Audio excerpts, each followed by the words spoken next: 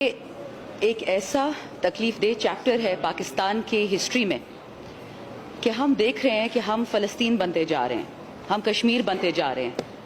اپنے ہی لوگ، چلو فلسطین میں تو دشمن ہے جو ہمارے مسلمان بھائی بہنوں کو شہید کر رہا ہے، کشمیر میں تو دشمن بیٹھا ہے جو ہمارے بھائی بہنوں کو مار رہا ہے، یہاں کون بیٹھا ہے؟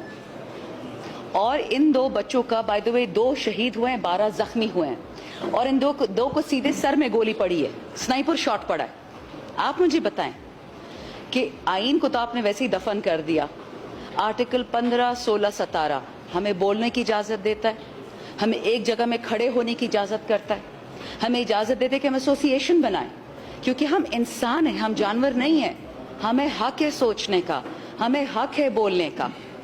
لیکن ان کے ساتھ جو ہوا اس وقت، یہ فسطائیت اور بربریت آپ کو ایک چیز بتا رہی ہے، ہم آپ کے گھر پہ چھاپے بھی ماریں گے، ہم آپ سے آپ کے ووٹ بھی چرائیں گے، ہم جھوٹ بھی بولیں گے، اور پھر اگر آپ اس پہ پروٹیسٹ کریں گے، احتجاج کریں گے، تو ہم آپ کو گولیاں بھی ماریں گے۔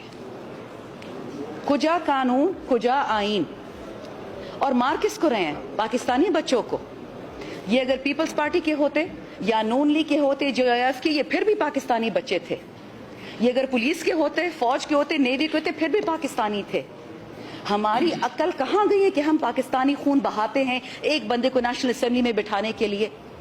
6000 ووٹر سے امیر مقام صاحب ہار رہے تھے، آپ نے نقلی فارم 47 نکال دیا، ٹھیک ہے آپ ایم این اے بن گئے۔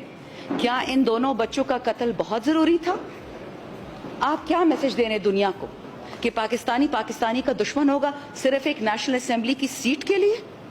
کیا 2 مائیں جن کی گودیں ہم نے اجاڑی ہیں، آج ویمنز ڈے ہے، ان ماؤں سے کوئی پوچھے گا کہ وہ 9 مہینے آپ نے پیٹ میں پالا، پھر ان کو جوان کیا، اسکول، ہسپتال، کالج، اور پھر ان کو کسی نے ایسے مار دیا؟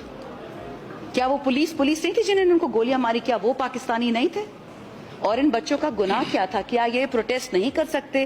کیا آپ کا آئین سسپینڈ ہو چکا ہے؟ اگر ہو چکا ہے پلیز ایک نوٹیفیکیشن کروا دے سپریم کورٹ سے کہ جی آئین ختم ہے پاکستان میں، قانون ختم ہے پاکستان میں، ہم وہ کریں گے جو ہماری مرضی ہوگی، ہم نہ رنگ دیکھیں گے نہ دین دیکھیں گے، جس کا دل کرے گا اس کو گولی ماریں گے۔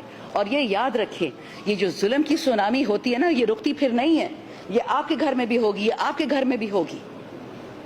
کہاں یہ چیز رکے گی؟ یہ معاملہ کہاں جا کے رکے گا؟ ہم تو 45 اور 47 فارم کے لیے چیخ کے تھک گئے ہیں، لیکن کیا اس کے لیے ہمیں اپنی جانیں بھی دینے پڑیں گی؟ خان صاحب کو تو جیل میں بٹھا دیا، 13,000 ورکرز کو جیل میں بٹھا دیا، لوگوں کو اٹھوا رہے ہیں۔ انٹرنیشنل وومنز ڈے پہ میں یہ بات کرتی ہوں، جو ہوا عثمان ڈار کی والدہ کے ساتھ، قاسم سوری کی بیوی کے ساتھ، شہریار افریدی کی بیوی کے ساتھ، میری ماں کے ساتھ، ان سب کے ساتھ، ان کے گھر والوں کے ساتھ، یہ چیز کہاں جائے گی؟ صرف نیشنل اسمبلی میں بیٹھنے کے لیے، سیٹیں پکڑنے کے لیے؟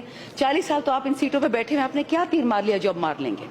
یہ 2 شہادتیں ضائع نہیں جائیں گی۔ اور یہ یاد رکھیں کہ جن لوگوں نے اسمبلی میں جھوٹے قرآن کی قسمیں کھائی، فارم 47 والوں نے، یہ تو قرآن میں لکھا ہوا ہے کہ وہ ہلاک ہو گئے۔ آپ جب قرآن پہ جھوٹی قسم کھائے گے، وہ آپ کا پیچھا کرے گی۔ ہم تو صرف بے گناہوں کے لیے یہاں بیٹھے ہیں۔